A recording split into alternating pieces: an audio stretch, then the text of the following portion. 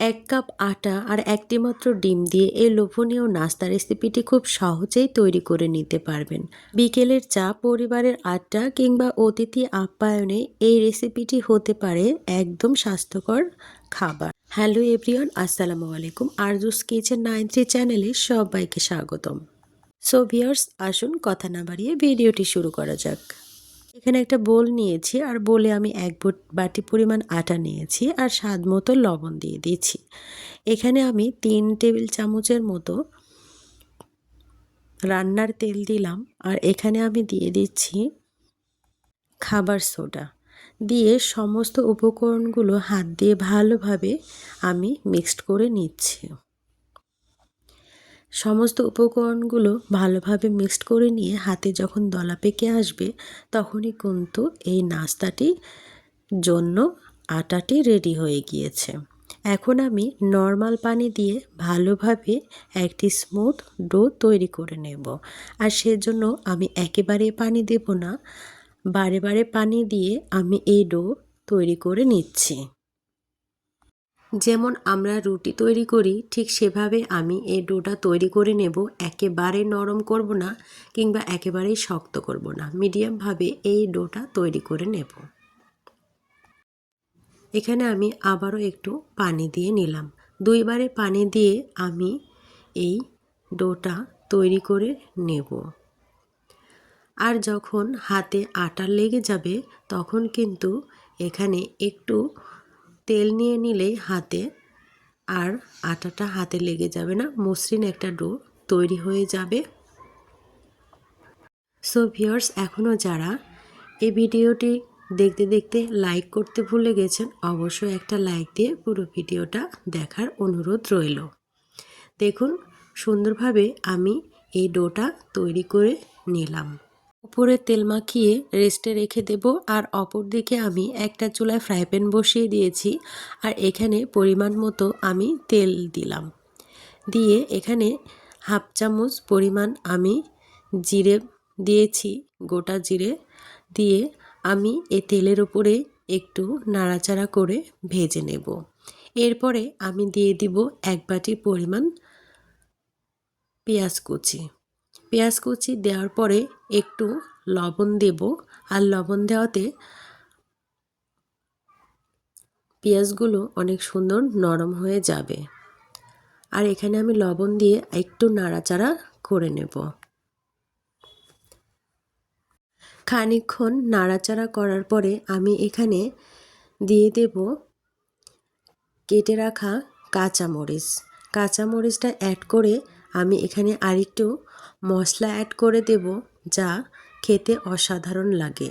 এখানে দিয়ে দিলাম ধনিয়া জিরার গুঁড়ো, আর দিয়ে দিলাম এখানে হলুদের গুঁড়ো, আর দিয়ে দিলাম চাট মশলা, আর কিছুটা দিয়ে দিলাম মরিচের গুঁড়ো। আর সমস্ত উপকরণগুলো ভালোভাবে মিক্সড করে নেব আর সুন্দরভাবে নাড়াচাড়া করে একদম কুক করে নিচ্ছি। আর শেষের দিকে একটা ডিম এখানে ইউজ করব। এতে অসাধারণ লাগে এই রেসিপিটি খেতে। আপনারাও একবার হলে বাসায় ট্রাই করবেন, খুবই ভালো লাগে খেতে এই রেসিপিটি। আমার এটা কুক করে নেওয়া হয়ে গিয়েছে, একদমই অল্প হয়ে গিয়েছে। এখন আমি একটা ডিম ভেঙে দিয়েছি, দিয়ে আমি খানিকক্ষণ নাড়াচাড়া করে উঠিয়ে নেব। নাস্তার জন্য আমি এই পুরটা তৈরি করে নিলাম। খেতে কিন্তু অসাধারণ লাগে, দেখতেও কিন্তু অনেকটাই লোভনীয় হয়েছে। বিকেলের চা, পরিবারের আড্ডা, অতিথি আপ্যায়নে খুবই চমৎকার হতে পারে এই রেসিপিটি। নাস্তার পুর তৈরি করে নেওয়া হয়ে গিয়েছে, আমি একটা বাটিতে উঠিয়ে নিচ্ছি। দেখুন কতটা লোভনীয় হয়েছে দেখতে। এভাবে কিন্তু আপনারা ভাতের সঙ্গেও খেতে পারেন, খুবই ভালো লাগে এভাবে রেসিপি তৈরি করলে। অপরদিকে আমি যে আটা মথে রেখেছিলাম, সেটা আমি রেস্টে রেখেছিলাম, সেটা আমি এখন নাস্তা তৈরি করব।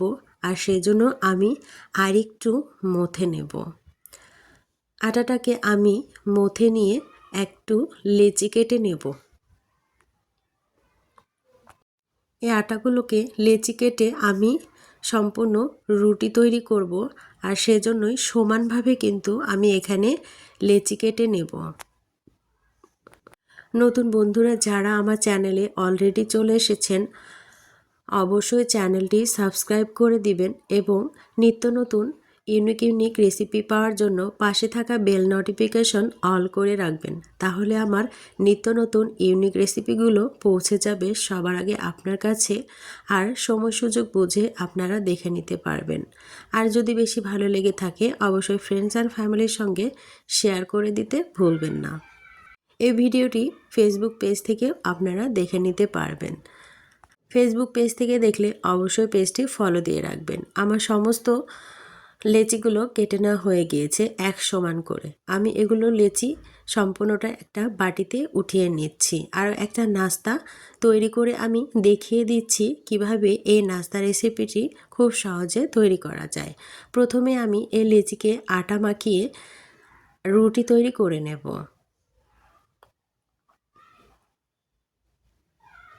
গোল শেপে কিংবা লম্বা শেপেও তৈরি করলেও কিন্তু এই নাস্তাটি খুব সহজে তৈরি করা যায়। দেখুন আমি কিভাবে তৈরি করছি, খুব মনোযোগ সহকারে এই ভিডিওটি দেখে নেবেন, তাহলে খুব সহজে এই নাস্তাটি তৈরি করে নিতে পারবেন।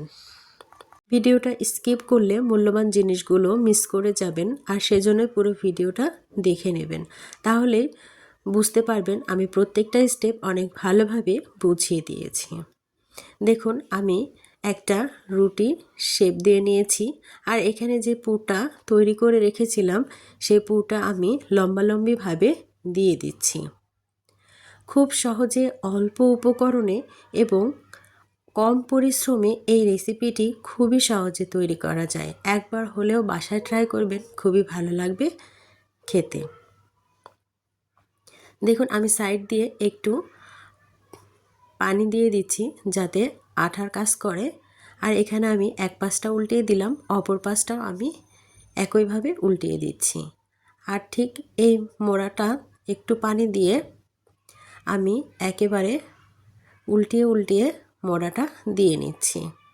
দেখুন আমার হাতের দিকে লক্ষ্য করলে বুঝতে পারবেন আমি কিভাবে নাস্তাটি শেপ দিয়ে নিচ্ছি। ঠিক এভাবে লাস্ট পর্যায়ে গিয়ে এখানে একটু পানি দিয়ে সিল করে দিতে হবে, তাহলে এটা লেগে থাকবে আর নাস্তাটা ভেজে নেওয়ার সময় খুলে যাবে না। দেখুন কতটা লোভনীয় হয়েছে আমার নাস্তা রেসিপিটি, একটা তৈরি হয়ে গিয়েছে। ঠিক এভাবে আমি সেম প্রসেসে নাস্তাগুলো সম্পূর্ণ তৈরি করে নেব। আপনাদের বোঝার সুবিধার্থে আমি আরও একটা নাস্তা রেসিপি তৈরি করে দেখাচ্ছি। প্রথম নাস্তাটি তৈরি করার সময় আমি রুটিটাকে গোল করে নিয়েছিলাম, আর এবারে রুটিটাকে আমি একটু লম্বা করে বেলে নিয়েছি। দেখুন কিভাবে বেলে নিয়েছি, এভাবে আমি নাস্তাটা পুরটা আমি দিয়ে দিলাম, আর পাশ থেকে আমি একটু পানি দিয়ে অপর পাশটা উল্টিয়ে দিয়ে সুন্দরভাবে এই নাস্তাকে আমি উল্টিয়ে তৈরি করে নিচ্ছি। আর শেষ পর্যায়ে গিয়ে আর একটু পানি দিয়ে সিল করে দিলাম। দেখুন আমার সম্পূর্ণ নাস্তা রেসিপিগুলো তৈরি হয়ে গিয়েছে। কতটা লোভনীয় হয়েছে দেখতে আমি দেখিয়ে দিচ্ছি। আর একটি দেখুন কতটা লোভনীয় হয়েছে। এখন আমি এগুলোকে ভেজে নেওয়ার জন্য ফ্রাই প্যানে তেল দিয়েছি আর গরমও করে নিয়েছি অলরেডি। এখন আমি চুলার আঁচটা লো টু মিডিয়ামে রেখেই এই নাস্তাগুলোকে ভেজে নেব। একটু সময় ও ধৈর্য সহকারে নাস্তাগুলোকে ভেজে নিতে হবে, একদমই তাড়াহুড়া করা যাবে না। চুলার আঁচটা মিডিয়ামে রেখেই কিন্তু এই নাস্তাগুলোকে ভেজে নিতে হবে। মুচমুচে এবং খাস্তা তৈরি করার জন্য একটু সময় নিয়ে নাস্তাগুলো ভেজে নিতে হবে, আর কাঙ্ক্ষিত কালার না আসা পর্যন্ত ধৈর্য সহকারে এই নাস্তাগুলোকে ভেজে নিচ্ছি। আমি কিন্তু এই নাস্তাগুলো 2-3 বার উল্টে দিয়েই আমি ভেজে নিয়েছি, বারবার করে উল্টে দিইনি। একদম এক পাশটা হওয়ার পরে কিন্তু আরেক পাশটা আমি উল্টে দিয়ে নাস্তাগুলো আমি উঠিয়ে নিচ্ছি। একটা ছাঁকনার সাহায্যে আমি উঠিয়ে নিচ্ছি যাতে তেলটা সুন্দরভাবে ছাঁকনা দিয়ে ছেঁকে নিতে পারি। দেখুন কতটা লোভনীয় হয়েছে এবং পারফেক্ট একটা কালার চলে এসেছে। ঠিক আপনারা এভাবে ট্রাই করবেন, একদম পারফেক্ট নাস্তা তৈরি করে নিতে পারবেন। কেমন লাগলো আমার এই ইউনিক রেসিপিটি অবশ্যই কমেন্ট বক্সে কিন্তু জানাতে ভুলবেন না। আমি সম্পূর্ণ নাস্তা আপনাদের দেখিয়ে দিচ্ছি কতটা লোভনীয় হয়েছে। সম্পূর্ণগুলো আমি ভেজে নিয়ে ফিরে আসলাম। দেখুন কতটা লোভনীয় হয়েছে। ঘরে থাকা আটা আর একটি ডিম দিয়ে এত সুন্দর নাস্তা রেসিপিটি তৈরি করা যায়, অবশ্য না দেখলে কেউ বিশ্বাসই করবে না। কতটা লোভনীয় হয়েছে দেখতে এই নাস্তাগুলো। অবশ্যই বাসায় ট্রাই করবেন, তাহলেই বুঝতে পারবেন এই নাস্তা রেসিপিটা কতটা খাস্তা এবং মুচমুচে হয়। আপনাদের একটা ভেঙে দেখাচ্ছি কতটা মচমচে হয়েছে, ভেতরটা একদম পুরে ঠাসা। কেমন লাগলো আপনাদের কাছে আমার এই রেসিপিটি অবশ্যই কমেন্ট বক্সে জানাতে ভুলবেন না। সবাই ভালো থাকবেন, সুস্থ থাকবেন, সকলে সুস্বাস্থ্য কামনা করে এখানে বিদায় নিচ্ছি। আল্লাহ হাফেজ।